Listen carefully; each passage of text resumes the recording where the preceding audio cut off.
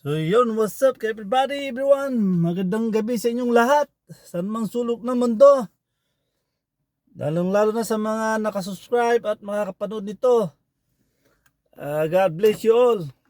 So yun mga kabady. Naihatid na silang lahat. Mula bunso, panganay hanggang ina. So ganun talaga mga ka-everybody. Patayin ko lang tong makina. So, yun.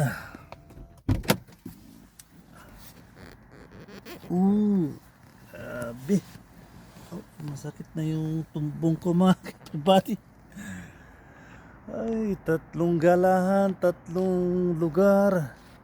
Malalayo pa naman. Ganun talaga mga kapatid, everyone. Buhay driver. Ito ang in-applyan. Wala tayong magagawa. Trabaho lang, walang personalan. So lahat po ng mga nagbabalak na gustong mag-family driver dito sa Middle East, abay, kailangan malakas ang iyong loob. At dapat mahaba ang iyong pasensya mula lupa hanggang langit. Dahil alam nyo na, ang trabaho rito gabi. Kadalasan gabi mga ka-everybody ang trabaho. So kailangan lang talaga ng lakas ng loob, dasal sa taas, laging magdasal. Talaga ramdaman ko yung pagod mga ka-everybody. Tatlo yung lumabas sunod-sunod. Hatid uwi, uwi, hatid uwi. Bayan. Ganun talaga mga ka-everybody, everyone. Kagutom. Wala pang ulam. Bayan. Tsagaan na lang natin mga ka-everybody yung ano, ang tawag dito.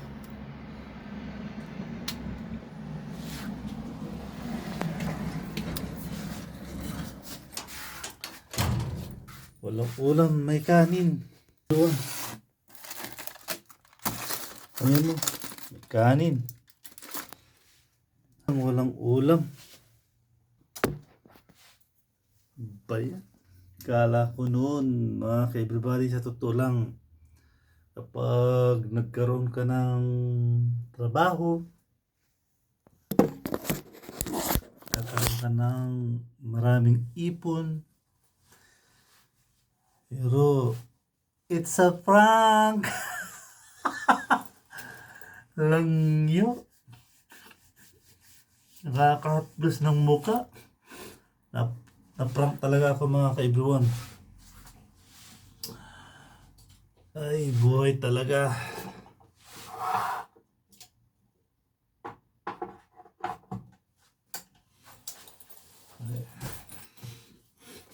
Walang ulam. Pero may naisip akong iuulam natin. Ay, iuulam ko mga ka-everyone. Ay, ito ang lipat ko lang. Ito ang aking ulam mga kabady. One moment, one escape. Ay, baka naman mga mayayaman dyan, yung sobra-sobrang pera, baka naman pakishare dyan. Pambili lang ng ulam. Imagine, sumahod, padala, plus pa yung damage. Ganun talaga.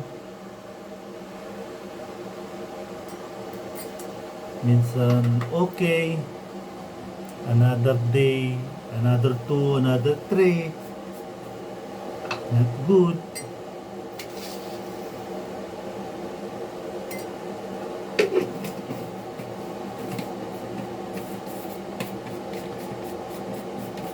So, sa lahat po ng mga nabubuhay sa buong mundo, wala kong ibang sabihin at paalala sa inyo mga ka-everybody, everyone. Magdasal lagi. So, yun. Oh, ulam ako ng kape.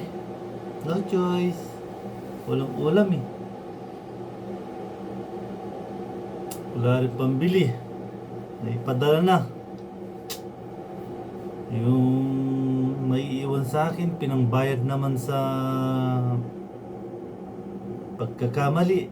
Naikasikas ko yung sasakyan. Ganun talaga. Aasa muna tayo sa anong meron. Pero kahit ganun mga ka-everybody, everyone, kailangan nating lakasan ang kapit kay Lord. Ay. So, ulam kape mga ka-everybody. 3 yung naihatid ko. Ito yung kape na lang. Ulam.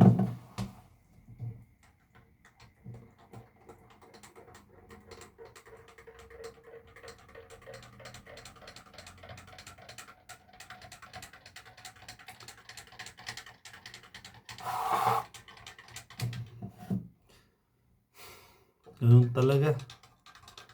Hindi mo talaga mamamalayan yung dating ginagawa ko nung ako'y bata pa.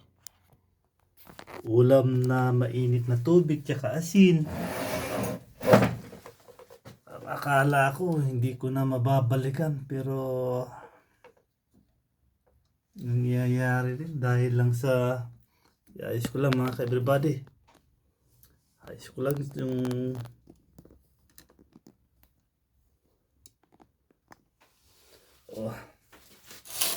iayos ko lang. Kaya na mga kabady.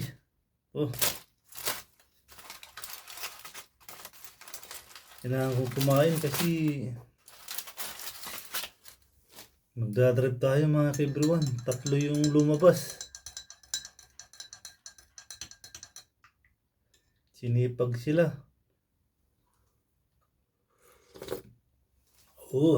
Ganito na lang talaga mga kabady.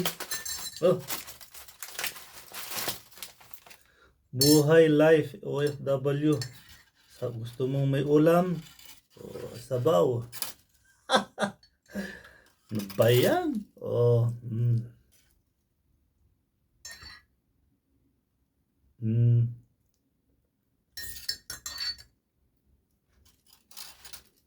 Okay. So, unang subo para sa ating lahat. Okay na to mga ka-everyone. Kaysa naman,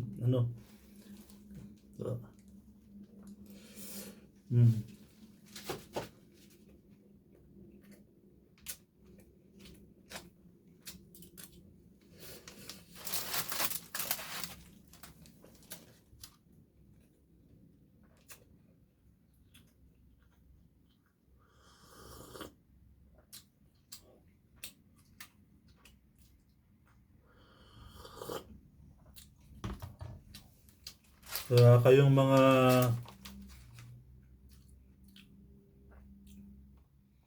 magulang ay mga tatay OFW, tapos ang trabaho ay maliit lang, ay ang sahod maliit lang. Nako mga anak, mga pamangkin, mga apo, mag-aral kayong mabuti.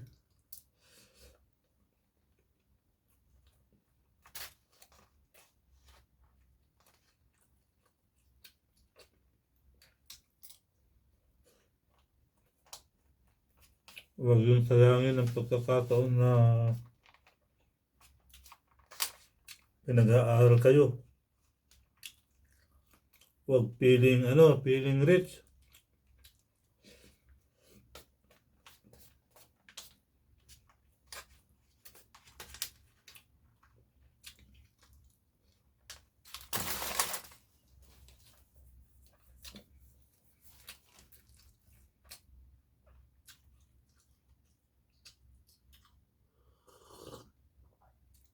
Ay.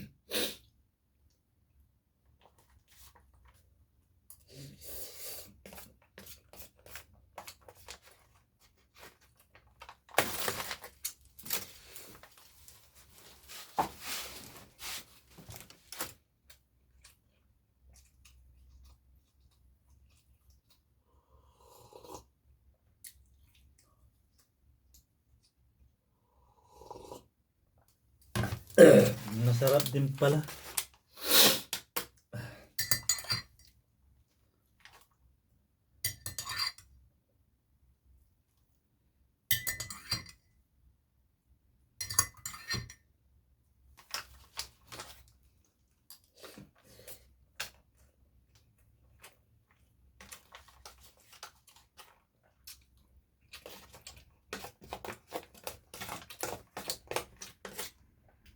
Nagutom ako.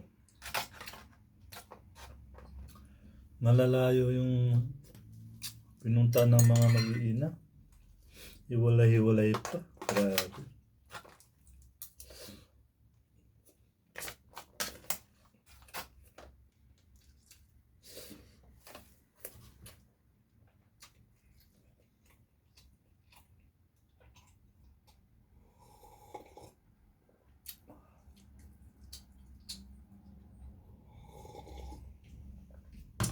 Pero ayos lang. Kasi hindi naman araw-araw, hindi naman gabi-gabi. Isang linggo, isang beses lang.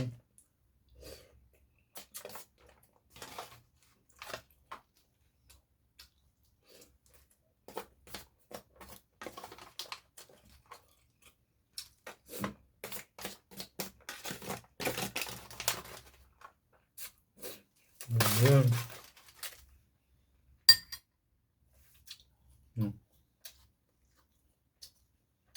Ubos ang kanin. The best na pinakaulam. Kape. So yun mga kabady. Iwan na lang kape, konti oh. Makita ba? Hindi na makita dahil konti na lang.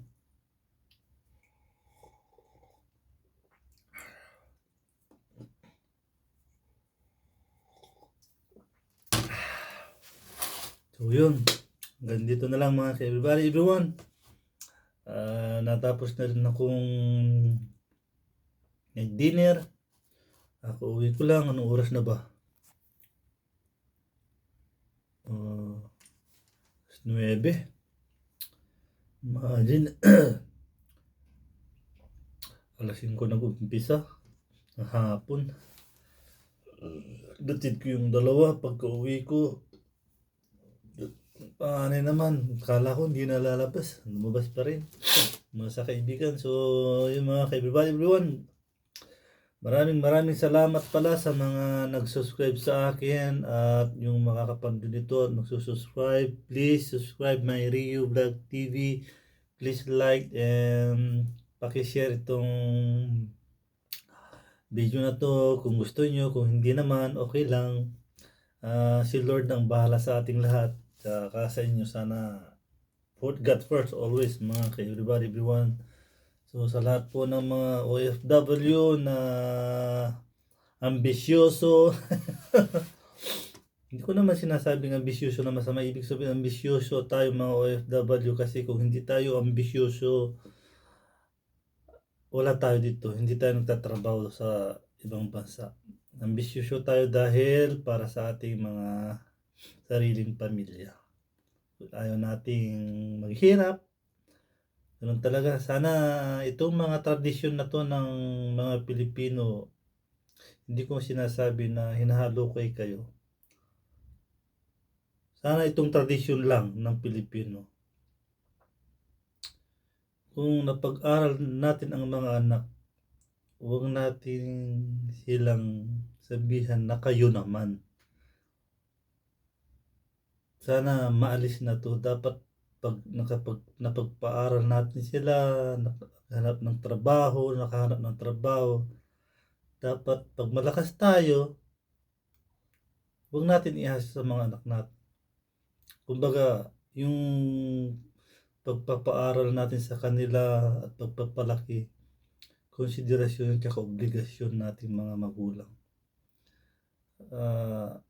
Sa akin, hindi ako nagrereklamo sa akin na hindi ko ba sinasabi na mali. Yung gusto ko lang ibaguhin para naman yung mga susunod na henerasyon, makapag-ipon sila ng sarili nilang pera habang bata pa sila. Sabihan na lang na itago o kaya mag-business, small business, ganun. Kasi mahirap talaga mga everyone, imagine, katulad natin, nakapag-aral tayo tapos magpapakahirap tayo para sa ating mga magulang, tapos yung magulang natin bababa na. Kumbaga yung life nila hindi na katulad ng yung basta kung maaari sana tayo mga Pilipino magbago yung mga tradisyon, yung nakagawian. Kasi kawawa ang mga bata, kawawa kami na gano'n na nakakapag-isip katulad ko, nag-aral, nagtrabaho. Imagine, para sa mga anak, nagpapakahirap ako para sa mga anak. At sana yung mga anak ko, mga junakis ko, please lang, sana ma-realize ito. Hindi ko kayo pinipigilan magtipid, hindi ko sinasabi na magporsige kayo. Para sa akin lang pag-aralan nyo ang buhay sa iba. Pag-aralan nyo ang buhay nyo. Pag-aralan nyo kung anong meron kayo. Yun lang. So, God bless you. Nandito na lang mga kabady. Kasi tapos na rin ako. Kailangan kong i-adlip ng konti mga ka-everyone. Kasi alam nyo na, susundo ako niya mga alauna na, alas 12. Uwian, alauna. Uwi Sabado bukas. Walang alam na trabaho sila kundi andun matutulog lang. So, bye-bye mga everyone. God bless you all, and Lord, ikaw na bahala sa kanilang mag-blessing sa kanilang buhay. So, amen. Bye-bye.